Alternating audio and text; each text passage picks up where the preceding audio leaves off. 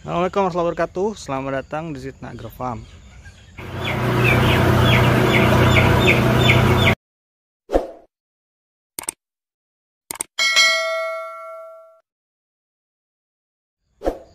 Ya, kembali lagi bersama saya Faris. Pada kali ini saya berkesempatan main di kandang tetangga punya Pak Ferry Damanik, dan ada anaknya juga ya, Mas Ando Fernando. Nah, jadi ini itu kandang baru ya. Ini peternak plasmanya Java Ciomas, jadi sama-sama Ciomas juga. Kemarin itu Pak Ferry sama Mas Ando pernah main ke kandang Zidna ya. Waktu itu saya nggak ada. Terus kemarin juga waktu check-in saya sempat mampir juga. Nah, ini kebetulan lagi penjarangan satu nih, pas banget datang lagi panen satu, panen perdana. Jadi kebetulan lengkap ya, ada keluarganya hadir di sini buat menyaksikan. Ya, jadi ini kandang pertama ya. Ini ada konstruksinya 2 lantai, tapi baru digunakan 1 lantai dulu ya. Jadi kita coba lihat-lihat di review seperti apa kandangnya. Jadi teman-teman yang pengen buat kandang itu ada pertimbangan gitu ya, ada informasi tambahan gitu. Jadi pertama mungkin dari lahannya dulu ya. Ini lahannya menarik, soalnya memang kalau di daerah Carius ini ada banyak sekali tanah-tanah HGU. Nah, termasuk tanah ini kemarin saya ngobrol-ngobrol, ini ternyata adalah tanah HGU ya, atau tanah punya pemerintah yang nggak dipakai. Jadi mereka beli HGU, kalau nggak salah itu over kontrak itu harganya 15.000 per meter ya, kalau nggak salah gitu. Jadi Pak Ferry-nya ini, Pak Ferry, dia beli, saya lupa untuk berapa tahun, 5 tahun kalau nggak salah, itu sekitar segitu gitu. Kemudian dibangun kandang. Ini kandangnya ukuran 60 kali 12. Kemudian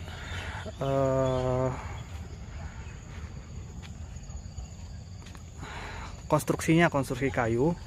Jadi nanti kita lihat ini kandangnya. Kemudian ini toren air. Kemudian di sana ada bangunan fasilitas menunjang ya, ada gudang, kemudian ada mes, kemudian ada tempat singgah ownernya Pak Ferry sama Mas Ando. Nah, ini kita coba keliling-keliling dulu ya. Ini kita lihat dari konstruksinya. Jadi dari atapnya, atas vandek, tadi sih sekilas saya ngobrol, kayaknya dia pakai ukuran yang 0,25 gitu, karena harganya relatif lebih murah dibanding yang ketebalan 0,3. Kemudian konstruksinya kayu gelam. Ini ukuran sekitar 10-12 ya. Nah, kolom-kolom utamanya gitu. Jadi kemarin ada yang komentar di video lainnya, kalau konstruksi kayu itu apakah cuman ditaruh aja? Ya bener, jadi memang cuman ditaruh di sini aja ya, istilahnya dibuat tumpak, ditaruh gitu saja gitu. Ini lebar 12, kolom bantunya ada 3 ya, tiang bantunya ada 3. Umumnya sih kandang yang lebarnya 9 sampai 12 itu kolom bantunya cukup 2 ya. Itu ini antar kolom-kolom utamanya itu 2,5 meter. Oh ya, ini juga bikin sendiri ya gitu. Jadi memang banyak istilahnya trial and errornya juga lah, kayak kandang kami gitu. Jadi bikin sendiri. Biayanya sekitar 400 juta, habis 400 juta itu atas saja. Kalau sama bawah belum tahu. Jadi sementara ini habis 400 gitu. Nah, ini Atas yang kelihatan untuk inletnya cuma di los paranet itu. Coba kita lihat kipasnya ya. Ini kita ke bagian outlet ya, cuman agak sulit akses. Coba kita dari sini aja.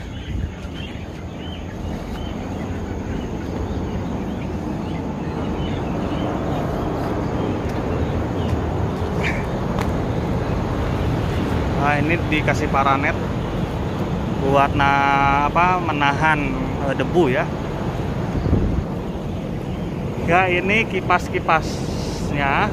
Tadi saya ngobrol-ngobrol sama Mas Ando ya, pemiliknya.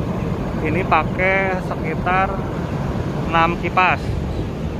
6 kipas kalau untuk ukuran lebar 12 sebenarnya agak kebanyakan ya. 5 aja cukup sebenarnya. Kemudian ini kipasnya kipas rakitan dengan tenaga dinamo motornya yang 1,5 HP atau 1,1 kW ya, 1100 watt. Harganya kalau nggak salah 3,8. Jadi rakitan 50 inci dengan dinamo motor 1,1 kW, harganya 3,8. Nah, minusnya adalah ini info dari Mas Ando, itu butterfly-nya ini itu pakai karet ya tuh. Jadi copot. Jadi kalau yang standar itu kan pengait butterfly-nya untuk terbuka dan tertutup kan itu pakai pegas gitu ya. Nah, ini pakai karet.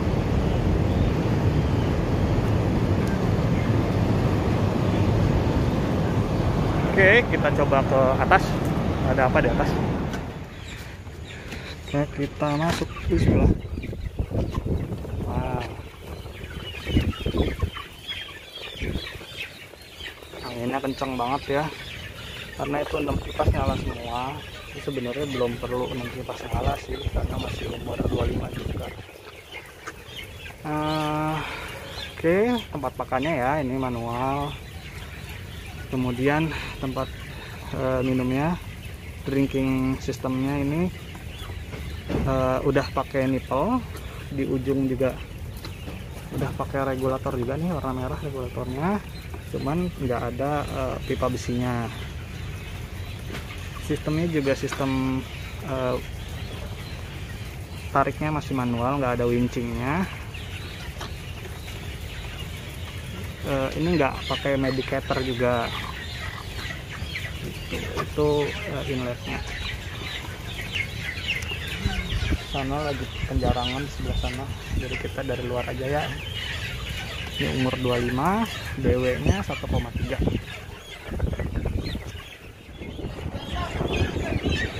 Nah, ini sistem controllernya ya, jadi dia sudah pakai panel. Ini pakai punos. Nah, ini switch on off nya otomatis.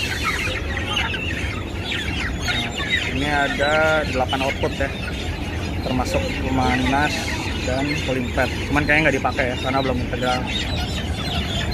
Panen.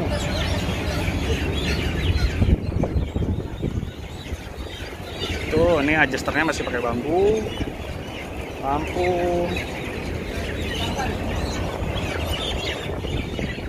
Ya, ini tadi fasilitas penunjangnya ya. Di bawah kayaknya ini gudang juga. Di atas juga gudang dan mesh karyawannya. Coba kita cek. Oke, ini ada gas.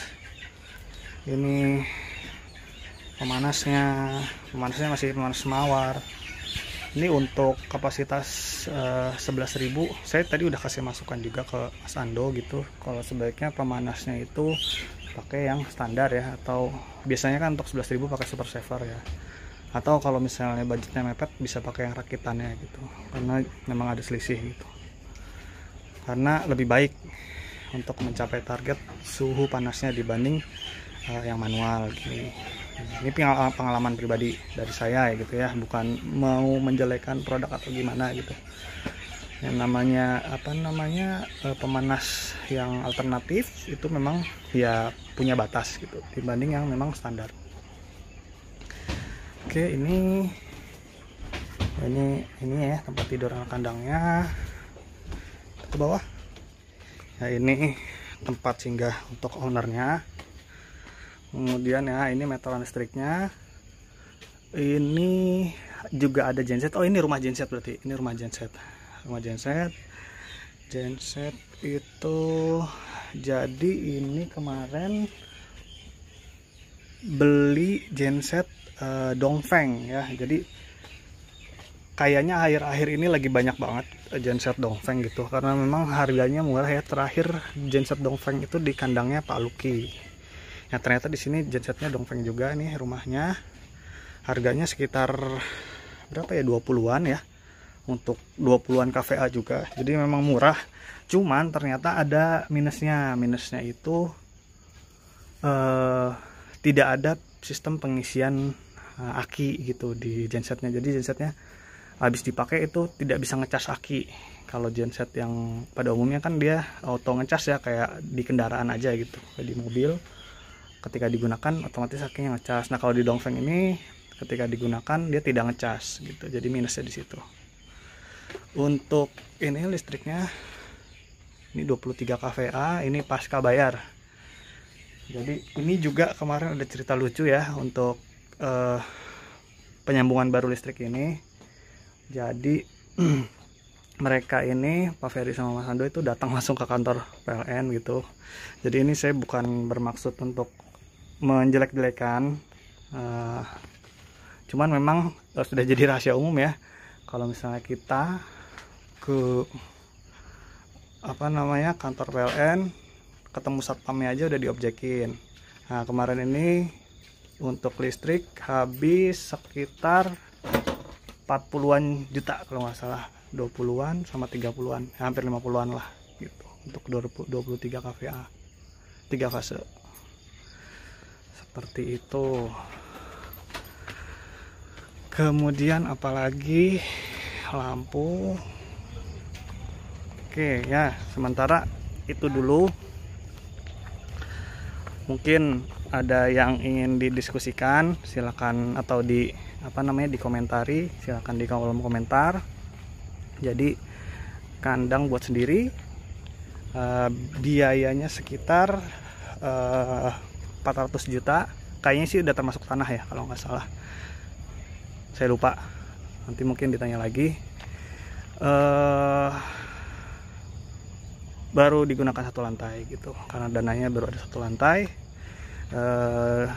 Gimana menurut teman-teman? Silahkan di kolom komentar. Jangan lupa untuk like videonya, kemudian share supaya lebih banyak teman-teman peternak yang tahu, kemudian subscribe. Terima kasih, saya pamit. Assalamualaikum warahmatullahi wabarakatuh.